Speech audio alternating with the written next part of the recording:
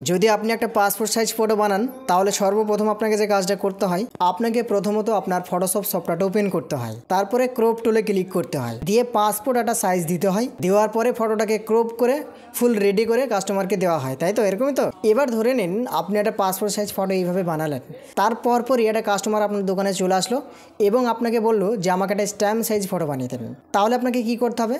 প্রথমত ক্রপ টুলে ক্লিক করতে হবে, তারপরে স্ট্যাম্প যে সাইজটা সেই সাইজটা দিতে হবে, দেওয়ার পরে সেটাকে ক্রপিং করে যেভাবে রেডি করতে হয় সেইভাবে রেডি করে কাস্টমারকে দিতে হয়, তাই না? সেইভাবে ধরে নিন দিয়ে দিলেন।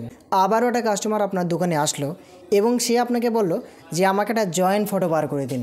এবার আপনি কি করবেন? প্রথমত ক্রপ টুলে ক্লিক করবেন, ক্লিক করার পরে আবারও জয়েন্ট পাসপোর্ট সাইজ যে মাপটা সেই মাপটা প্রথমত লিখতে হয়, লিখার পরে সেটাকে ক্রপিং করে ফুল রেডি করে দিয়ে আপনি কাস্টমারকে দিয়ে দিলেন। এবার আমি যেটা বলতে চাইছি, দেখুন যত সাইজ আছে প্রথমত আপনাকে ক্রপ টুলে ক্লিক করে সাইজ দিতে হচ্ছে। তো আজকে আমি আপনাকে এমন একটা সিক্রেট সেটিংস দেখিয়ে দেবো যে সেটিংসটা যদি আপনি আপনার ফটোশপ সফটওয়্যারে করে রাখেন তাহলে কিন্তু আপনাকে কোনো ধরনের কোনো সাইজ বারবার কিবোর্ড থেকে টাইপ করতে হবে না, শুধুমাত্র সেভ করাই থাকবে। আপনি যে সাইজটা দিবেন সেই সাইজের উপর একবার ক্লিক করে দিলেই সঙ্গে সঙ্গে ওই উইথ এবং হাইটে অটোমেটিকভাবে সাইজ হয়ে যাবে, সেভ হয়ে যাবে। তো এটা আপনি কিভাবে করবেন আজকের এই ভিডিওতে আমি আপনাকে সম্পূর্ণ হাতে হাতে দেখিয়ে দেবো। ভিডিওটা অনেক হেল্পফুল হতে চলেছে, সবারই একটা উপকারী ভিডিও এটা। তা আমি আপনাকে রিকোয়েস্ট করবো ভিডিওটা স্কিপ করবেন না, প্রথম থেকে শেষ পর্যন্ত দেখবেন, যদিও এই ভিডিওটা প্রতিটা মানুষেরই উপকার হবে। তো আমি আপনাকে দেখানোর জন্য আমার ফটোশপ সফটওয়্যারটা ওপেন করেছি। এবার আমি আপনাকে দেখাচ্ছি কিভাবে আপনি সাইজগুলোকে সেভ করবেন। প্রথমত দেখুন আমি কিভাবে সেভ করে রেখেছি দেখাচ্ছি, তারপরে দেখাবো। এই যে ক্রপ টুলে আসলাম, ক্রপ টুলের উপরে একবার ক্লিক করলাম। এইখানে ক্লিক করার পরে এই যে প্রথমত যে ক্রপ টুলের যে আইকনটা আছে না মোটা দেখে, এই মোটা আইকনটার পাশে দেখুন একটা অ্যারো আছে, অ্যারোটাই আপনি একবার ক্লিক করবেন।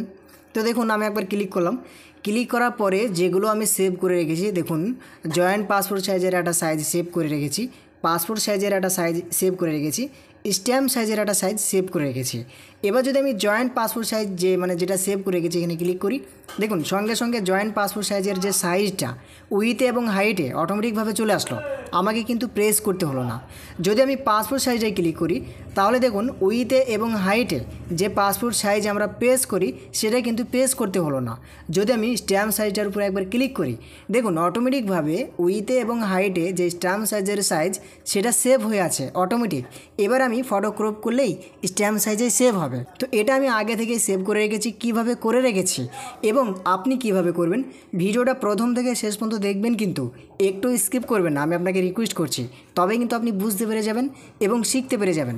আর এইখানে একটা ছোট্ট করে আপনাকে কথা বলে দিই, যদি আপনি আমার এই চ্যানেলে এখনও নতুন হয়ে থাকেন অবশ্যই চ্যানেলটিকে সাবস্ক্রাইব করে পাশে থাকবেন, কারণ এই ধরনের নতুন ভিডিও একবারে বেসিক ভিডিও আপনাদের এই ইউটিউব চ্যানেলটায় পৌঁছে যায়। তো চলুন আজকে আমি শুরু করে দিই। তো প্রথমত আমি এগুলোকে ডিলিট করে দিই, এই যে ডিলিটের যে আইকন এটা ক্লিক করে দিই, ডিলিট করে দিলাম। এবার আমি আপনাকে বলি কিভাবে আপনি সাইজগুলোকে সেট করবেন। তো প্রথমত ধরে নিন আমি একটা পাসপোর্ট সাইজের সাইজ সেভ করব, যার কারণে আমি এই যে উইথ আছে না, উইথে একবার ক্লিক করলাম। উইথে ক্লিক করার পরে পাসপোর্ট সাইজের উইথ যেটা হয় 1.2 ইঞ্চ, দেখুন আমি টাইপ করছি 1.2 ইঞ্চ, ঠিক আছে, ইঞ্চিতে কনভার্ট হয়। প্রথমবারে আপনাকে টাইপ করতে হবে, কিন্তু দেখুন উইথে 1.2 ইঞ্চ করলাম আর হাইটে দিলাম 1.5 ইঞ্চ, 1.5 ইঞ্চ, দেখুন ইঞ্চিতে কনভার্ট করলাম। এবার আপনাকে যে কাজটা করতে হবে, এই যে অ্যারোটা আছে না ক্রপ টুলে সিলেক্ট করাই থাকবে, আপনি শুধুমাত্র সাইজটা দিয়ে নেবেন। উইথে দিলাম 1.2 ইঞ্চ এবং হাইটে দিলাম 1.5 ইঞ্চ, আর রেজুলেশনে বাই ডিফল্ট যেটা 300 থাকে এটাও আপনি 300 দিয়ে দেবেন, যদি আপনার না থাকে আপনি দিয়ে নেবেন, ঠিক আছে। দিয়ে আপনি কি করবেন, কোনো কিছু করতে হবে না, কোনো ফটোকেও আনতে হবে না। আপনি কি করবেন, এই যে ক্রপ টুলের আইকনটা হয়ে আছে এই জায়গাতে, এর পাশে যে একটা ডট আছে ছোটো দেখে দেখুন, এই ডটটা একবার ক্লিক করবেন। এইখানে ক্লিক করার পরে দেখবেন স্যাম্পেলভাবে এরকম ধরনের একটা বক্স আপনার সামনে আসবে। তো আপনি লক্ষ্য রাখুন এই যে এইখানে ছোট্ট দেখে একটা ফোল্ডারের মতো, দেখুন এই ফোল্ডারটা একবার ক্লিক করবেন। এইখানে ক্লিক করার পরে দেখুন লিখে আছে নিউ টুল প্রেসেট। এবার আপনি ওই সাইজটার নামটা এখানে লিখবেন। তো আমি আপনাকে দেখানোর জন্য এখানে লিখলাম পাসপোর্ট সাইজ, দেখুন। এবার দেখুন আমি তো নাম লিখে রাখলাম, এবার এই যে ওকে বলে লেখা আছে ওকে লেখাটা একবার ক্লিক করলাম। এইখানে ক্লিক করার পরে দেখুন এই জায়গাতে পাসপোর্ট সাইজ বলে একটা ক্রপের সেভ হয়ে গেল, ঠিক আছে। এবার জাস্ট কিবোর্ড থেকে Ctrl+S একবার প্রেস করবেন, হয়ে গেল। তো দেখুন একটা সেভ হলো।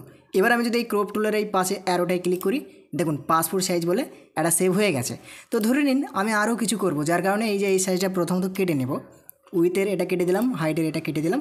দিয়ে এবার আমি কী করব, জয়েন্ট পাসপোর্ট সাইজ যেটা হয়, যেটা আমরা দিই আর কি, সেটা এখানে প্রেস করে দিচ্ছি। যেরকম জয়েন্ট সাইজের কী হয়, প্রথমত 1.5 হয় ইঞ্চিতে, ঠিক আছে, 1.5 হয়, আর এইখানে হয় 1.2, মানে ওর উল্টোটা হয়, তাই না, জয়েন্টের ক্ষেত্রে। তো দেখুন আমি প্রথমত উইথে দিলাম 1.5 ইঞ্চ এবং হাইটে দিলাম 1.2 ইঞ্চ। এবার কি করছি, এই যে ক্রপ আছে, ক্রপের পাশে যে অ্যারোটা আছে, সবাই পারবেন যেভাবে আমি বলবো আপনারা সবাই সেভ করতে পারবেন, ঠিক আছে, শুধুমাত্র এই জিনিসগুলো অ্যাপ্লাই করবেন তাহলেই হবে। তো দেখুন এই অ্যারোটায় ক্লিক করলাম, ক্লিক করার পরে আবার ওই যে ফোল্ডারে ক্লিক করলাম, এখানে ক্লিক করার পরে এই যে নেম বলে চলে এসছে। এবার এটার আমি নেমটা দিয়ে দিচ্ছি, যেরকম এখানে দিয়ে দিচ্ছি জয়েন্ট, ঠিক আছে। দেখুন এখানে লিখলাম জয়েন্ট পাসপোর্ট, জাস্ট এতটুকুই লিখলাম। এবার আমি এই যে সেভ বলে লিখেছে, সেভ লেখাটায় ক্লিক করলাম, দেখুন দুটো সেভ হয়ে গেল। দিয়ে আমি কিবোর্ড থেকে Ctrl+S প্রেস করে দিলাম, হয়ে গেল। এবার ধরে নিন আমি আরও কিছু করব। অনেক সময় আসে না কাস্টমার স্ট্যাম্প সাইজের করার জন্য, যার কারণে আমি স্ট্যাম্প সাইজের এটাও সেভ করে রাখবো।